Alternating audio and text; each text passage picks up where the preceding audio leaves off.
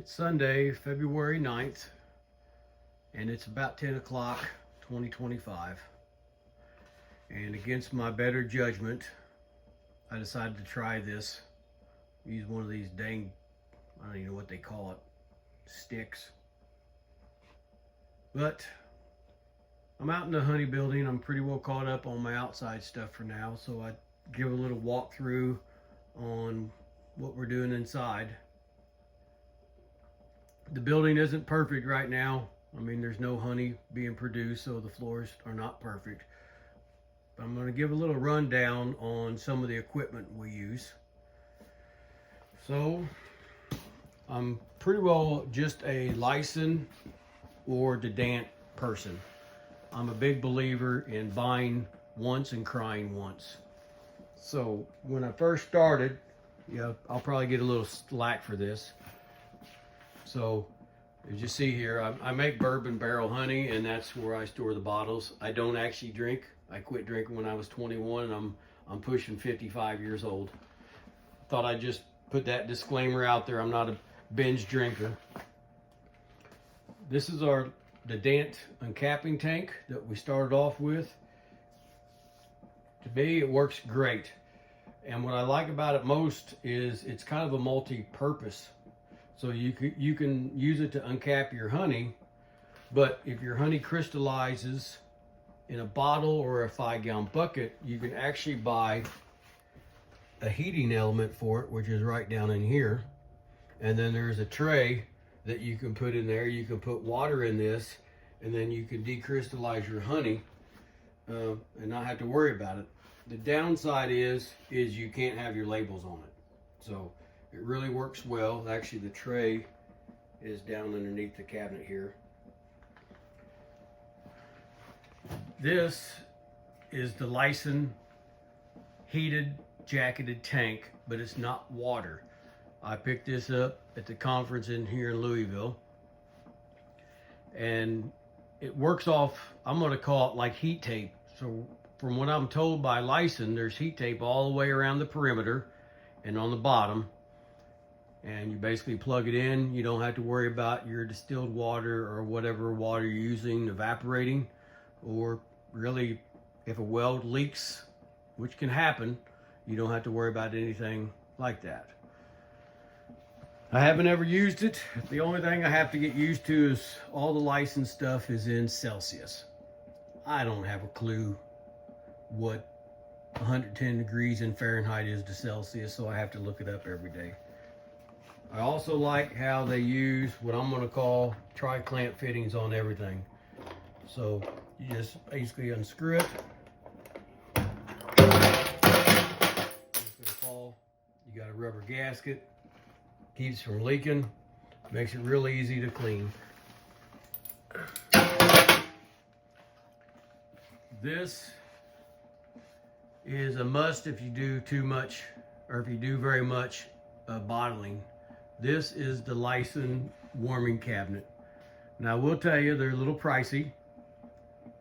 It's all in C, but it's really nice how you can just put your bottled honey in with labels on it, and you can walk away from it. I usually set mine for around 48 hours, and then it'll automatically shut off, but the fan still runs. So it really will circulate the warm air inside the cabinet even when it's off. Again, it's in C, pretty basic computer board. Right now you see I have it at 47.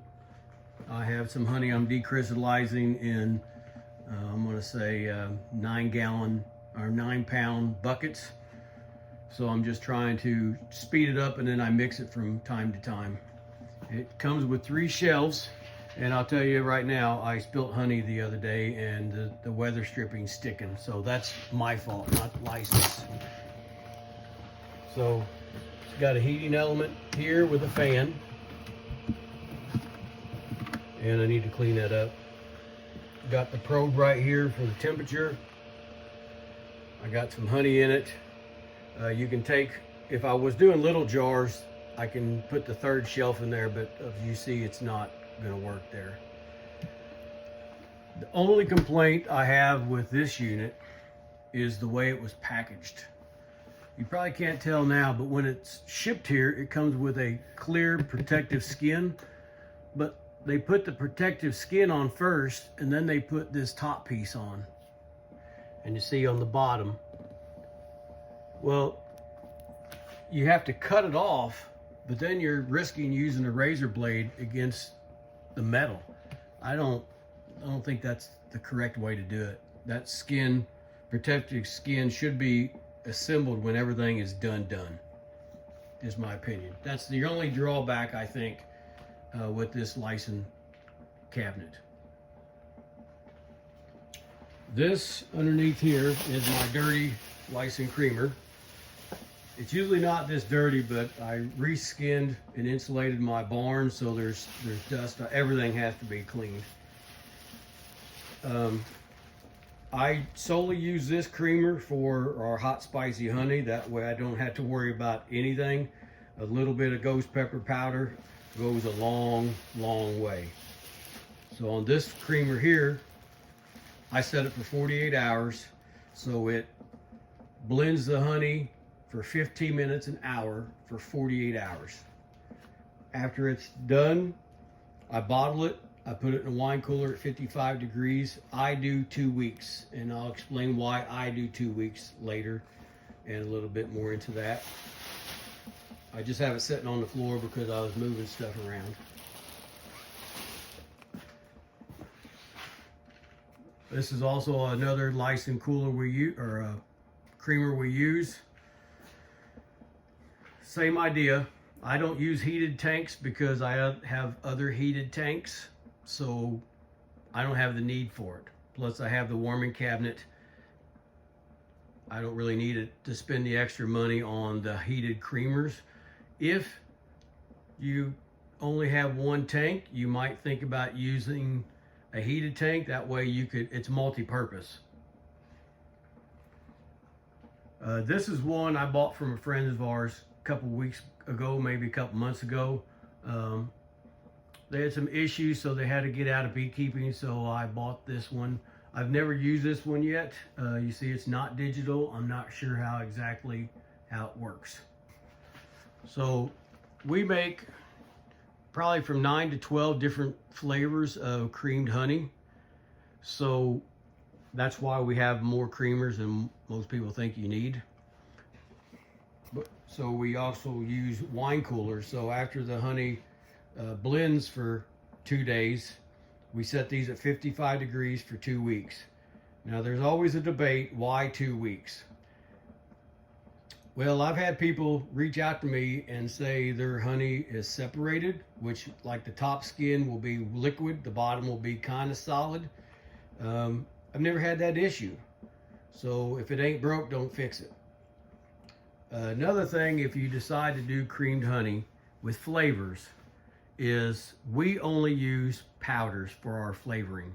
We never use an extract.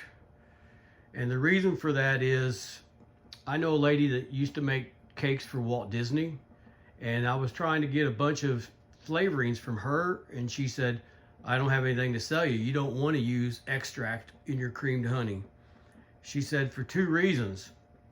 One, you're adding liquid to a product that hates liquid. And she said the second reason is almost all extracts are alcohol-based with vodka. You're also adding an alcohol-based product to your honey. So I never use it. So we just use powders. Our creamed honey is probably a little more thick than everybody else's, but that is why, because I'm adding a powder to a product. Well, it's in sense the honey is soaking up the powder, which is making it a little more firm. I've never had an issue with it. I can sell our honey in hot days at the farmers markets, and very, very seldom will it get thinner than I want. So just something out there. This is our wine cooler. We use it for a couple things. We use it for our creamed honey. We also use it for our cut comb. So you can see the bottom shelves fit these trays just perfectly. So I'll cut the honey, the comb honey. I'll leave this part of the unit off, and then the honey can drain out of this tray and into the bottom one. Works really well. You're keeping all the bugs and everything off of it. Works good. The top chunk here, I can stack boxes in there of the creamed honey. So with the 3 coolers, I can kind of run 3 batches at a time. I can stack honey up there if I choose, but usually what the little batches I make, because I want it fresh, I can do just on this box or this rack here.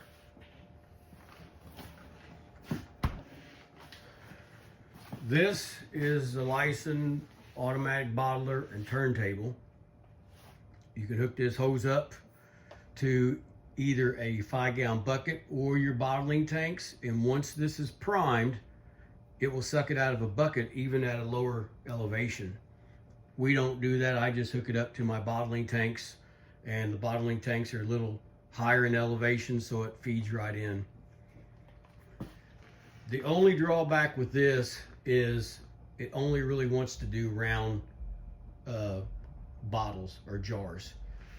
You know, when I moved this so it's not anywhere as close to right, but when you put bottles here and it feeds it, this table is all wrong, but it feeds it through there. If you try to use like an hourglass jar, it will get dammed up. So this actually goes like this too, but anyway, you get the idea. So the carousel will spin and it runs them through this trough, but that's the only downfall. But what we have over here, if we want to do our hourglass ones or something else, I was cleaning this one. This is another automatic bottler from Lyson. It works really good. There's always little downsides to stuff that people don't think about. I've heard people say, oh, it's not very accurate. It's really accurate. The only time it's not going to be within a gram or two is when you first start it.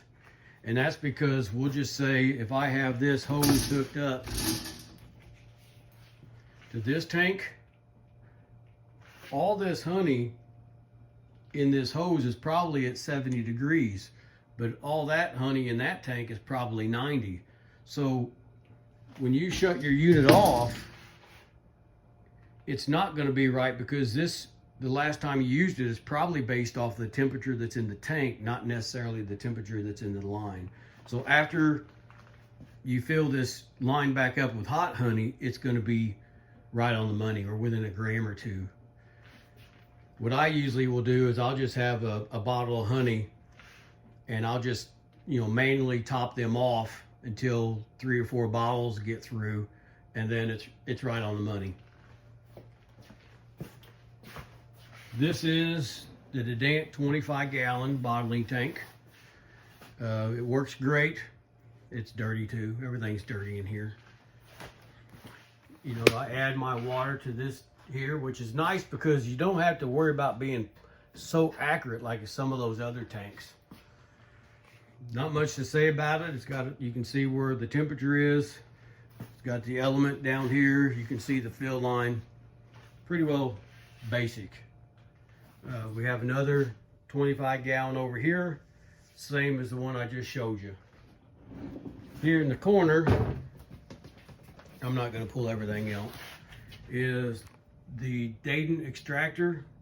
I call it the 2036. It will do 20 deeps and 36 mediums. As long as your honey and your combs are pretty well equal, or if you load it,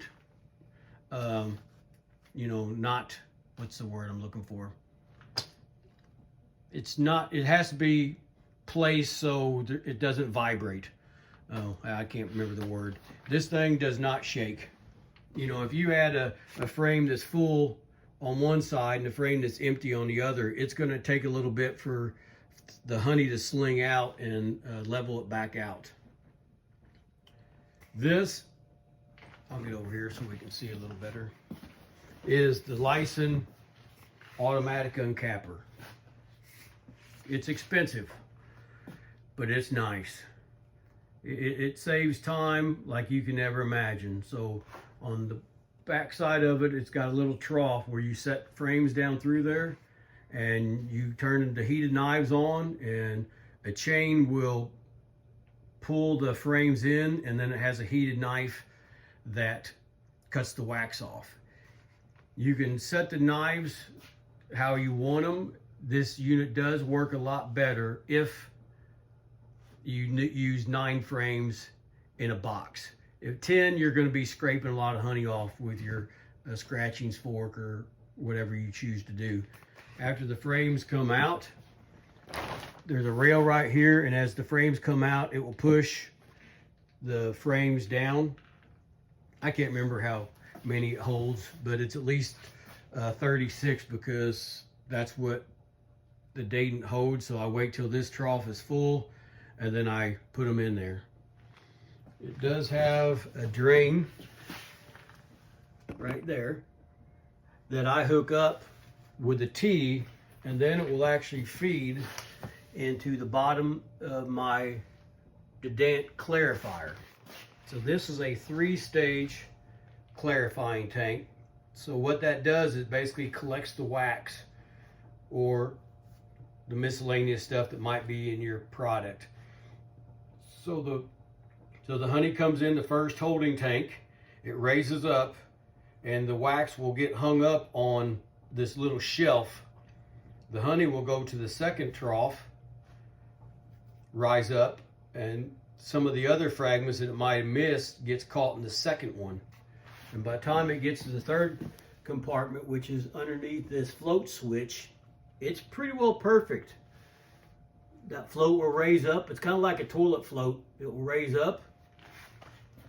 It automatically kicks on the Dant honey pump. And the way I have it right now is it just pumps uphill, and this has a port where I can actually put this hose inside this port, or I can take the lid off this and I can dump it right inside. What I really like about this is when people ask you, is your honey filtered or strained? I can actually say, no, it's not. Now, our honey isn't as clear as everybody else's because the pollen grains are still in there. If you use a filter system or a really small micron, you're not giving the customer all the pollen. With this system, you are. I do use this every now and then, just in case it misses a chunk, but after these tanks are full, you know, everything's going to float to the top, and then I can use like a cellophane to take off anything that it didn't miss. Well, this is, I think it's an 87-gallon tank. It is not heated. The only reason I really have this is there was a guy I knew sold it to me for, I think, $150. So I jumped on it. One thing you'll notice on all my tanks is I have an extra ball valve on them. So what I'll do is I'll hook these tubes onto here with some tri-clamp fittings, but I'm not trusting that hose to never break. So every night I get done, I do shut off the ball valve. So at least I would only lose the honey that's in my hoses, not everything. This is the Dedant 75-gallon tank. It is heated. It's a little different than my other ones because this one actually has a paddle system. So with these big tanks, if you put water in it, you know, the water goes around the perimeter and the bottom, but it doesn't, there's a lot of honey in there. So with this paddle system, and it's a basic system, it spins that honey just enough that it will force the cold honey that's inside to the outside walls, and it will draw in the outside. So it's mixing it however long you want, and it does it slow enough that it's not going to add air into your honey. It works really good. My suggestion, if you're going to get into beekeeping and you're going to stay into beekeeping, is buy high-end products. You know, I can show you all the equipment I just showed you, which is either Lyson or Dedant. I don't have to worry about my stuff breaking. There's stuff all over these websites about people have great customer service. Oh, they take care of you. You know, Lyson and Dedant don't have to have great customer service. And the reason is their stuff never breaks. Just think about it. All this stuff here, I've never had to call out and get anything fixed or replaced because it comes perfect and it works perfect. One little thing, also these tanks usually just come with a brass 1-inch cap. I don't like that on this. I also put a ball valve here, and this is for the double jacketed tank. And that way, you know, if you ever have to drain your tank, you're not going to have water all over your floor. So I run a valve here. Now this one here I drained out so I could move it. So I actually got it's a 1 inch, no, that's a 3/4 inch natural pipe threads to a garden hose fitting. That way I can hook the garden hose up to it. But if I don't have this on here, I do put a cap on here as well, just in case. We don't have little kids around here, but just in case somebody would be out here, you don't want this valve to be opened and then have all your water run out on your floor, and it's going to burn up your element, which is back here. So, well, I hope everybody has a great Sunday. I try not to buy anything from China. So that's it. I better get off here before I say something that people will not like. Have a great day.